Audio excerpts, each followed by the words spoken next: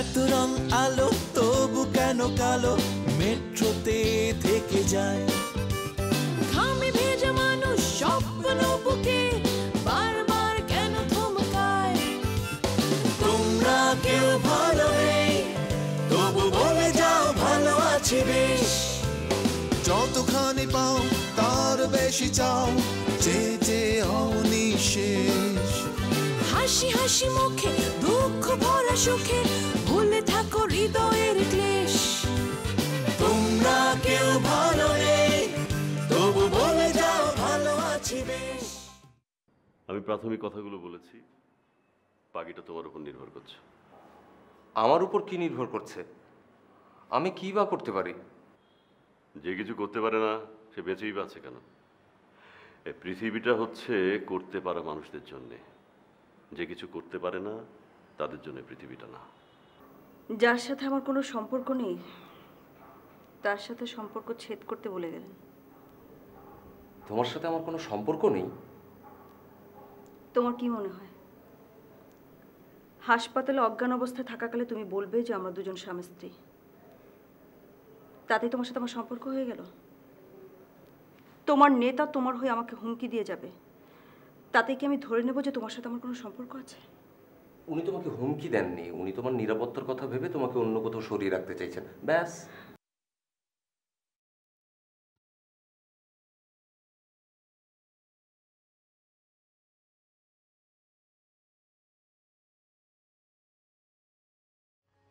নীল, আমাকে তোমার যদি এতই অপছন্দ হয় তাহলে তুমি আগে আমাকে স্পষ্ট করে বলে দিতে পারতে, আমি ফিরে যেতাম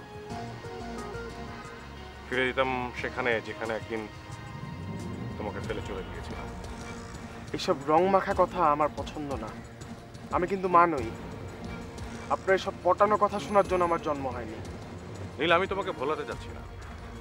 তোমার যদি আমাকে এত অপছন্দ, আমার উপর প্রতিশোধ নাও। তোমার মাকে কষ্ট দিচ্ছ কেন? প্রায় রাতে শুনি ঘুম হয় না।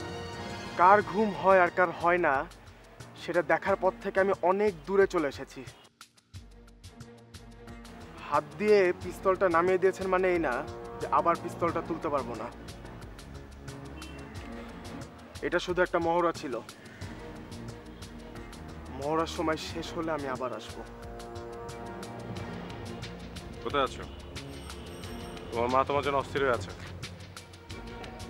আপনি যে থামান অস্থিরতা, আমি এখন এগুলোর মধ্যে নাই।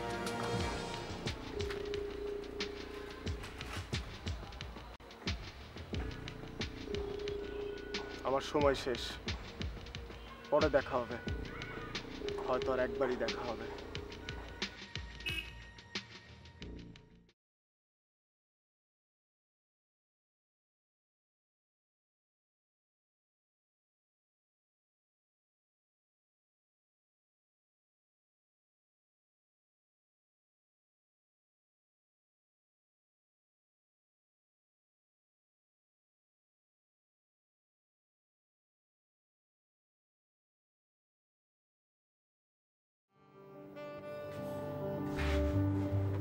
আশ্চর্য, কষ্ট করে এতগুলো ফল একা একা কেটেছো। আসলে আমার কেটে দেওয়া উচিত ছিল। আমি কষ্ট করিনি, বাবা কেটে দিয়েছে। দাও, আমি তোমাকে খাইয়ে দিই। আসাদ, তুমি ওই চেয়ারটা গিয়ে বসো। আমি চাই যেখানে যে কেউ আসলে যেন বুঝতে পারে তোমার আমার মাঝে কতখানি দূরত্ব। ঠিক আছে।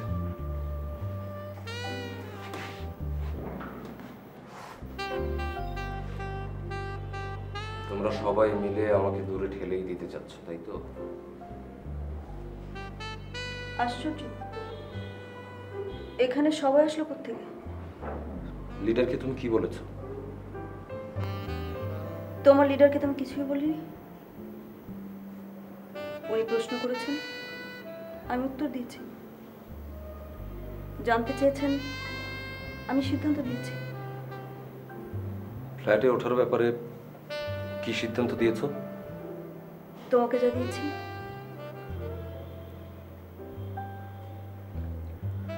আচ্ছা বিথি, ধরো আমাদের কোনো সম্পর্ক নেই, আমি তোমার পরিচিত একজন, সেই হিসেবে তো আমি তোমাকে পরামর্শ দিতে পারি, পারি না?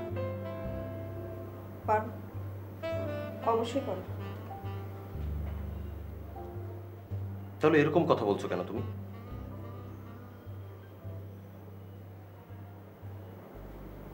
তুমি তো আমাকে পরামর্শ দিচ্ছ না, দিচ্ছ সিদ্ধান্ত।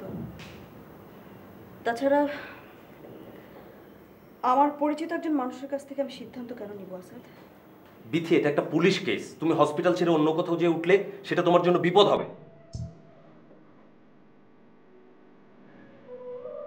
আমার বিপদ হলে তোমার বিপদ বাড়বে, তাই তো? ধরো তাই। তোমার বিপদ কমানোর জন্য তোমার নেতার জিম্মা আমাকে, তাই তো? তাই। কেন আসাদ? তোমার বিপদ কমানোর জন্য তোর নেতার জিম্মা আমাকে কেন থাকতে হবে? আমার সাথে সম্পর্কহীন একটা মানুষের জন্য আমাকে এত কিছু কেন করতে হবে আসাদ?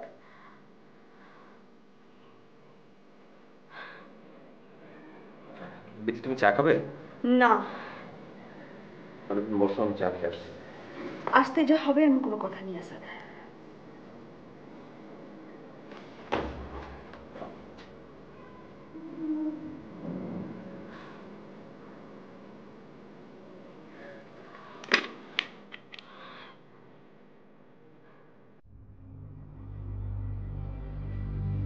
কি হলো মুকিত, কথা বলছো না কেন? নীলের কোনো খোঁজ পেলে? হ্যাঁ, পাওয়া গেছে। তাহলে ওকে সাথে নিয়ে এলে না কেন? চলো, আমাকে নিয়ে চলো, আমি ওকে বুঝিয়ে নিয়ে আসবো। শোনো, ওর কাছে কিন্তু অনেক টাকা, ওর কিন্তু শম্পা,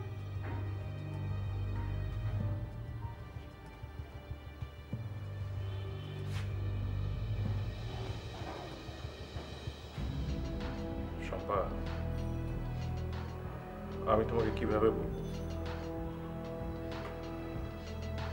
কিভাবে বোঝাবো?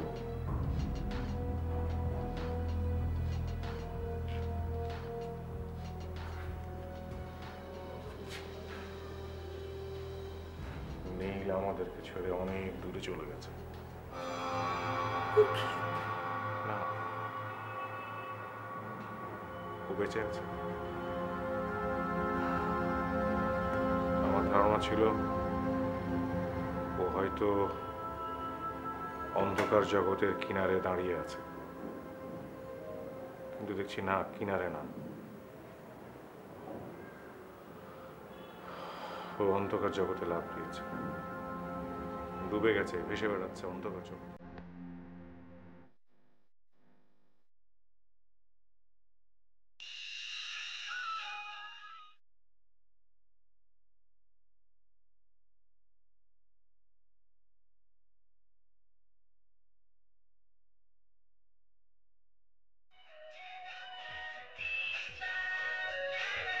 নীলের ফোন। হ্যালো, নীল, তুমি এখন কোথায়? কি সাহেব, এখন থেকে ম্যাডামের পিএস হয়ে গেছো নাকি? যার ফোন তাকে দাও।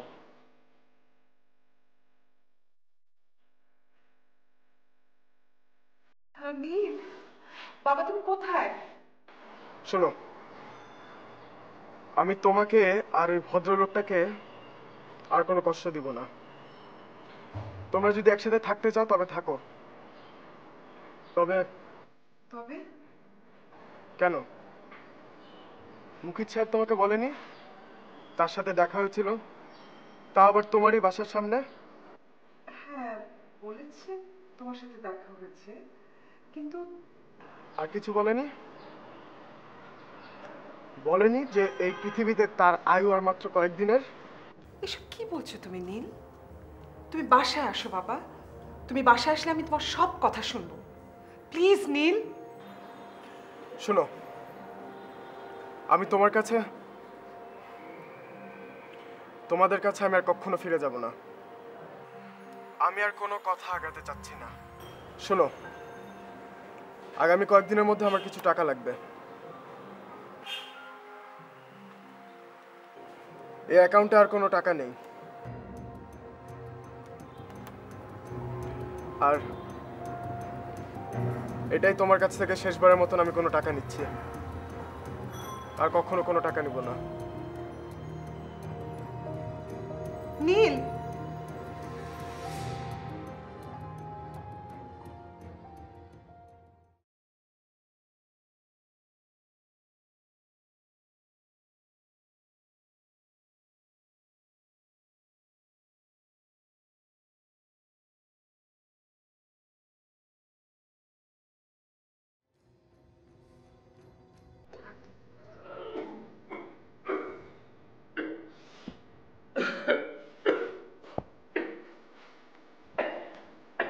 আপনি বিথিকে একটু বুঝিয়ে বলুন না। আমি কি বুঝবো? না, আপনার আর ওর একা একা থাকাটা ঠিক না। আপনাদের বাসায় আপনারা নিরাপদ নন। এটা আমারে বলছো, আমি রাজি আছি, কিন্তু বিছিরে বুঝলো আমার কাছে। আর বিথি রাজি না হওয়া মানে আমিও রাজি না হব। তারপরও আপনি একটু বলে দেখুন। রাজি না হওয়ার তো কোনো কারণ নেই। আর আমি আসলে আমার আপনাদের ভালোর জন্যই বলছিলাম। তুমি আমাকে ভালোর জন্য কিছু করতে চাইলে ডর করে আর ডর দেখায় না বাবা, আর ডর দেখায় না। বিথি যা করতে চায় করতে দাও।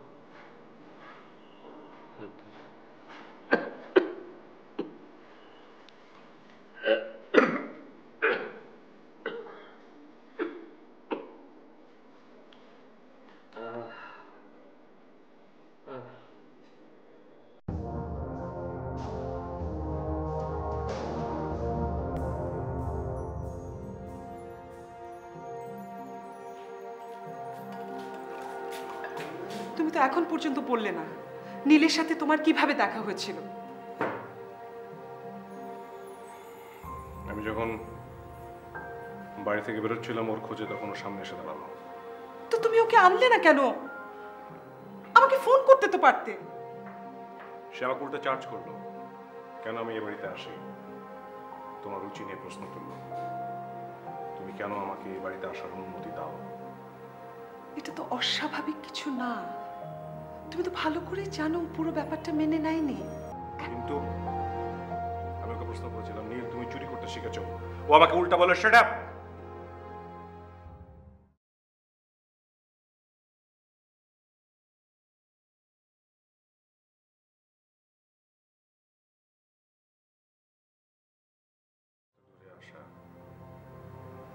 যাকে কাছে পাওয়ার জন্য এত দূরে আসা, সে কিনা আমার মুখের উপর। মুকিত, এখন মান অভিমানের সময় নয়। ওকে তুমি এখানে নিয়ে আসতে, তারপর বোঝাতে। ও বোঝাপড়ার বাইরে সম্ভব। অসম্ভব। তুমি আসলে চাও না ও এ বাড়িতে ফিরে আসুক। কেন জানো? ও যে তোমার সাথে যায়নি, সে কারণে তুমি চাও না ও আমার সাথেও থাকুক।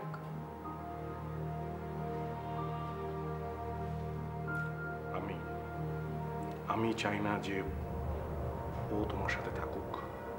না, কারণ তুমি যদি মনে করে থাকো তুমি ওর বাবা, তাহলে এতটুকু কথায় তুমি ওকে। এতটুকু কথা নয়, এতটুকু কথা নয়। সে আমাকে বলল কেন চুরি করেছি জানো? খুন করার জন্য। হঠাৎ একটা পিস্তল আমার কপালে ঠেকিয়ে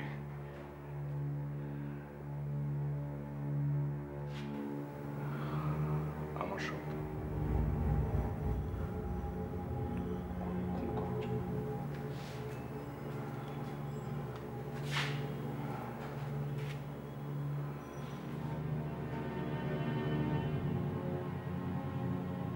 শোভা,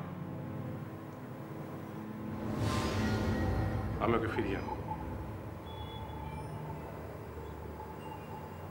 ও মানুক আর না মানুক,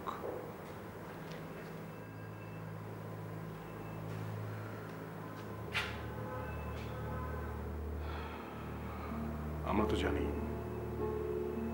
ও আমাদের সন্তান।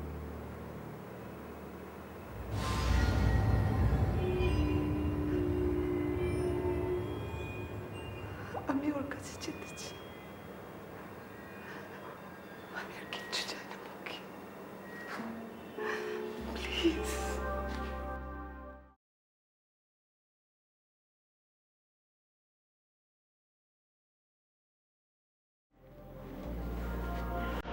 আমার একটা উপকার করবে? উপকার চাইছো আমার কাছে? সত্যি? হসপিটালে তো তুমি ছাড়া আর কেউ নেই। অবশ্য আতিক সাহেব থাকলেও একটা কথা। বিথি, আতিকের সাথে আমার তুলনা দেওয়ার মতো স্পর্ধা কিন্তু আমি মেনে নেব না, প্লিজ। জানতাম এই কথা শুনলে তুমি রেগে যাবে। তোমার এই চেহারাটা দেখার জন্য কথাগুলো বললাম।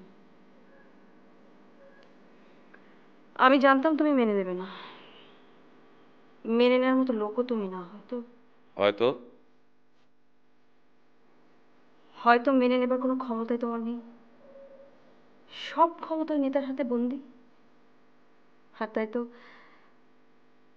আমাকে নিরাপত্তা দেবার বদলে তুমি ওই নেতার জিম্মায় আমাকে রাখতে চাইছো। কারণ তুমি জানো যে তুমি নিজেও ওই নেতার জিম্মায় বন্দি। যে নিজে অন্যের জিম্মায় বন্দি, সে অন্য কাউকে কি নিরাপত্তা দেবে? বাহ, কত কথা যে শোনালে। শেষবারের মতো আমাদেরও দেখা হবে না? কেবল দেখা হলে যদি তোমার চলে, সেটা হতেও পারে। অফিস থেকে আমার ডিসচার্জ লেটারটা একটু করিয়ে নিয়ে এসো।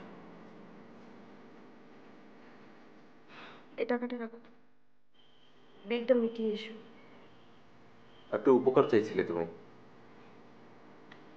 এটাই, ডিসচার্জ লেটার এনে আমাকে এখান থেকে বের করার ব্যবস্থা করো। ধরো। শুধু এটুকুই? যার যতটুকু ক্ষমতা, তার চেয়ে বেশি কিছু চাইবে নিয়ে স্যার।